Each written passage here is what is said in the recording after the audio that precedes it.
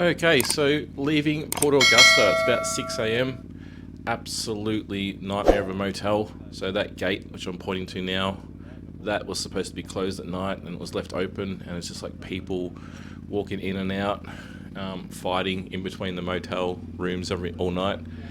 I don't want to say it, but it's native Australians. I don't know what was going on. They were just having a brawl in the middle there. So time to get out of here. Like, didn't get much sleep at all. And on top of that, the GoPro has just decided that it just doesn't want to work today. So I've switched over to the DJI Action 3 and going to be using this today, which means we're not going to have very good audio because I don't have the mic set up on this. But anyway, it's supposed to rain, so it's just going to be a straight shot across the Nullarbor and we'll see what we come up against. Heading out this early, always got to be careful of kangaroos and especially emus out this way. Luckily I didn't really come across that many that were that close to the road, but it was a nice little ride out. Even though it was absolutely freezing, it was -1 when I took off from Port Augusta, and it just seemed to get colder and colder, especially being at speed. The gloves that I had aren't winter gloves, and the hands started going numb very, very quickly. So yeah, it's going to be a very long day until the sun comes up, I think. Oh, this -1's getting to the hands a little bit. It's one thing I do miss about the old exhaust, is that it used to hold a lot more heat. This one doesn't really hold any heat. It's just enough to get the fingers from being frostbitten. That's about it. Whereas the other one, you can cook a steak on that one. Oh, just stopped on the side of the road. About 80 k's from Kimba at the moment, which if you're coming across like from Melbourne way along the A1, it's halfway across Australia. Now I've done this massive sort of U-loop, so I've already covered more than half the distance, but got 3,100 k's to go to Steep Point. Yeah, so it should be doable by the time frame that I've got. Going this way anyway. So what's today? Wednesday? No, today's Thursday, isn't it? I don't know. Don't even know what day it is at the moment. Let's have a look. Thursday. Okay, yeah, it's doable. As long as I do about 1,000 k's today, it's doable. Oh, if it warmed up, we could smash these k's out. I'm just being real careful through here because these bushes, oh, the kangaroos just love to jump out behind this sort of stuff.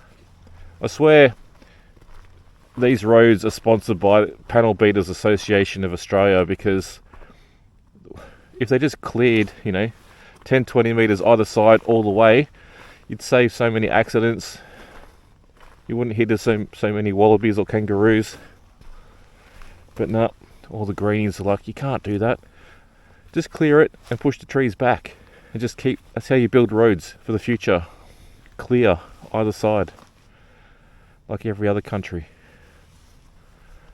We've got this fascination of just having trees right next to the roads. I don't understand it. I know why, because it's cheaper. Don't have to clear as much. But yeah, come on, have some common sense. Well, that's how I'd build roads anyway. And make them out of stuff that actually doesn't have potholes. Although this section's pretty good.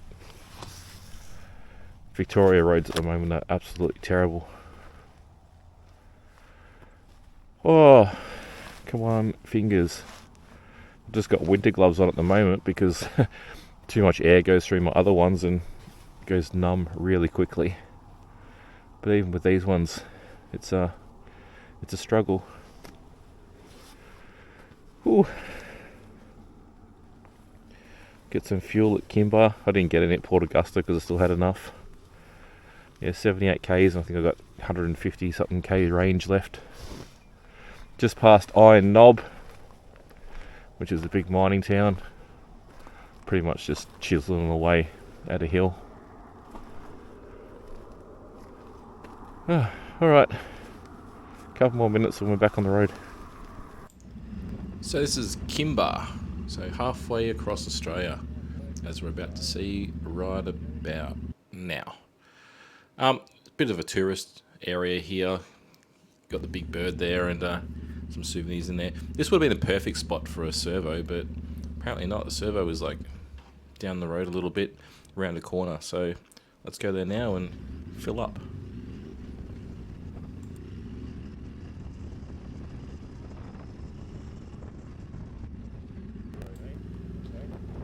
So the next big stop for the day was Ceduna. It's right around lunchtime, got some fuel, and there was nothing really in the servo for lunch. I didn't really feel like tracking back into town, so I was just like, nah, let's keep going. As soon as I pulled out the servo, I'm like, oh, what's this on the right hand side here? And it's just a little, like a caravan style takeaway place, and it's fish and chips, like straight from the water. Obviously the chips aren't from the water, but you get what I mean. They're actually really, really nice. Took a little bit long to make, but made fresh right in front of you, and yeah, it was pretty good lunch. Right, so just had the check engine light come on again, which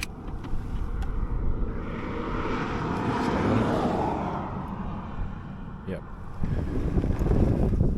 This has happened, what, twice now this trip, when I was just leaving Inaminka, and now both times just after I got like that premium unleaded. And I think what it is the only reason it's premium unleaded is it's absolutely packed full of ethanol. Bike's running fine, it's just I think the fuel sensor just flips out a little bit when it's like, whoa, that's lots of ethanol. And it's only from like non-commercial fuel stations. So yeah, might be better off running 91 at those stations rather than putting their premium in. Anyway, we'll take the battery off again and wait a couple of minutes and see what happens.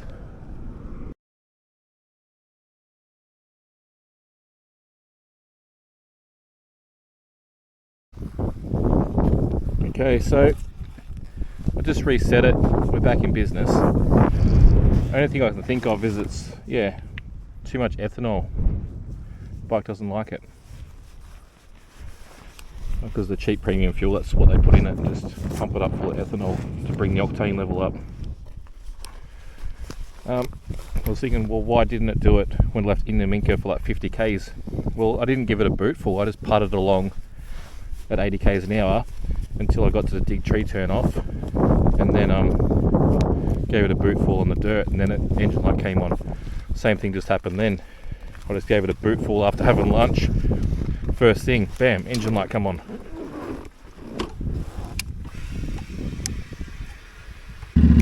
Look, I don't want to be that guy, but it doesn't look that big.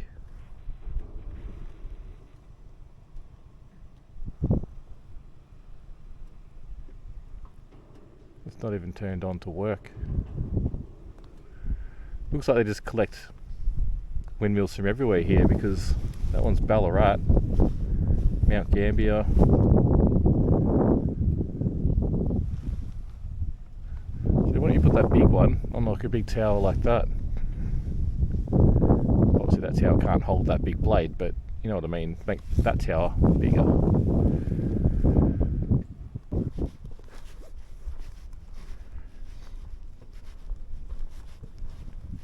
Look, I wonder what made them decide to bring them all here, really. Anna Creek Station, early 1900s. Alright, different sort.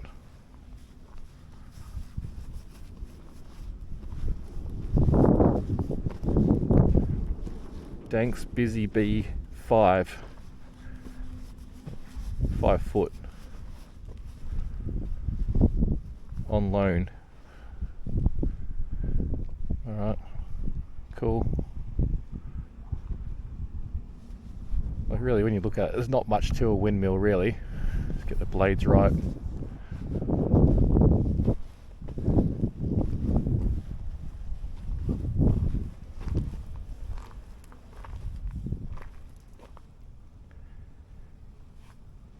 Donate a blade campaign which enabled the restoration of the 35-foot Comet B windmill. Comet B windmill, there we go, called Bruce. Built in 1932.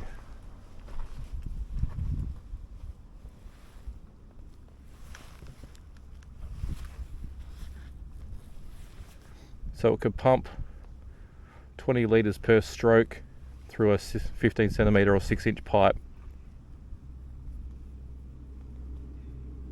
It weighs approximately 4.5 tonne. Okay.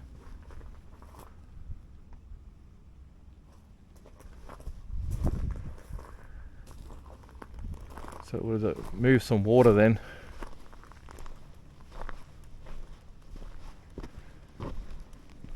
Got a big Southern Cross on there. Southern Cross was I know was a very big maker of windmills.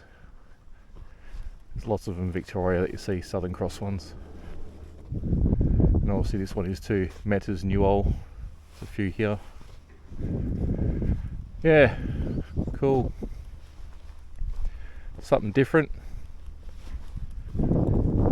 Cut a lap. Look, if anything, it breaks up the drive. Very camping or overnight parking. Why? Oh, it's moving now. There we go. You get it to move.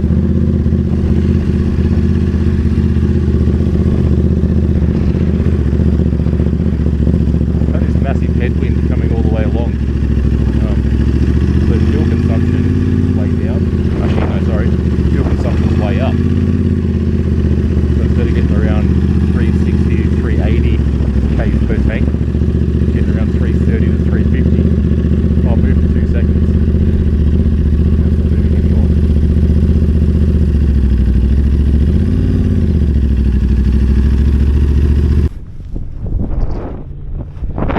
Alrighty. Nullarbor Plain, eastern end of treeless plain. Yep, there is less trees here than the other end, that's for sure. Because there's nothing around at the moment, but you do go along it, you do come across trees, so it's not treeless. Some people climbed the sign there, didn't they?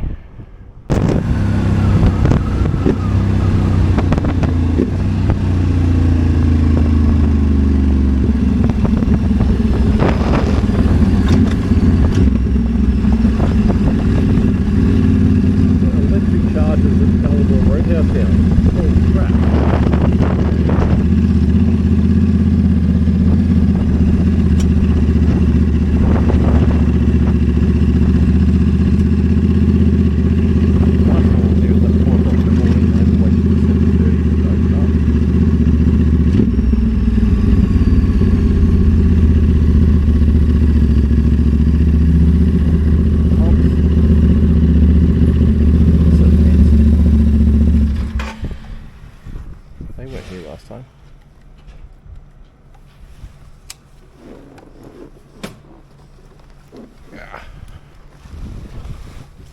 They had to go into like that room to turn the pumps.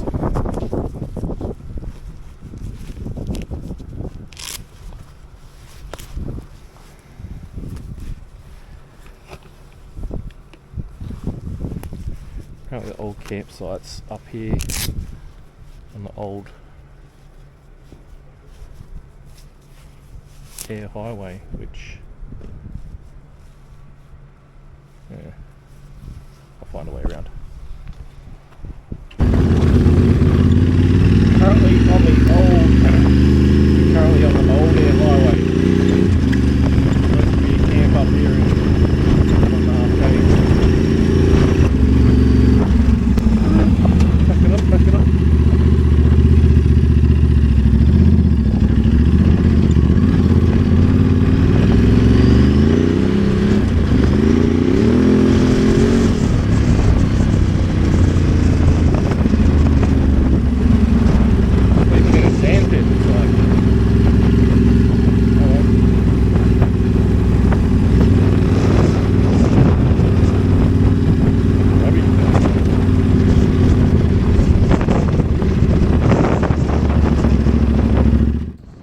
So you're probably thinking, what is he doing?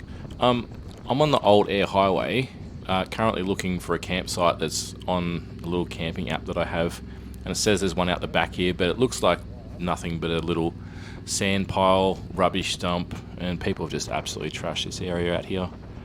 So I'm like, there's not even really a good spot to set the tent up or anything. There's no grass. It's all very rocky, mixed in with like broken bottles. So it's not really a fun spot to even try and hide out, essentially. So let's see what we can get up to. Actually, let's just have a look-see.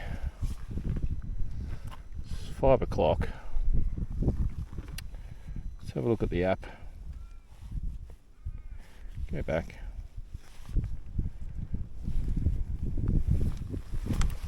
Stay there. Where's the next closest camp?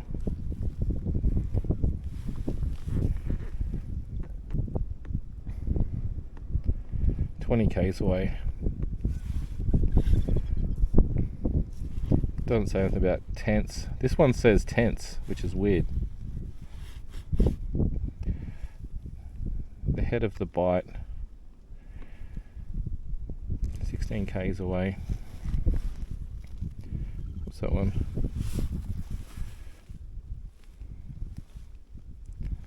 Oh, it's a hut.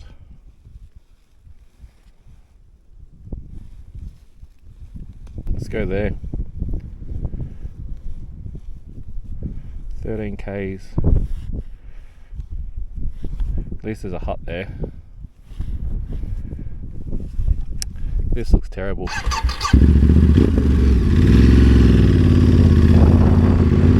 Like, I could set the tent up, but rubbish tin. How to get out of this shithole?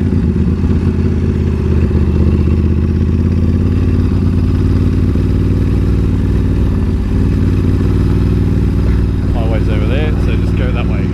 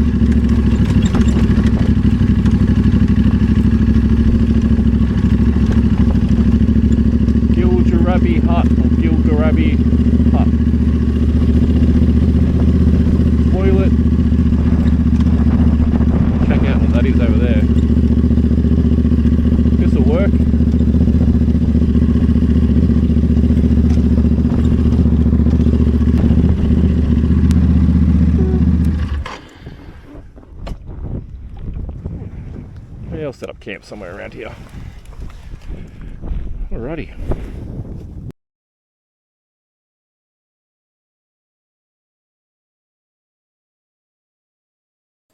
So once again, it's time to pull the negative terminal off the battery and try and reset this thing. So left it for 10 minutes, as I've done every other time to reset it. There seemed to be enough time, except this time it wasn't.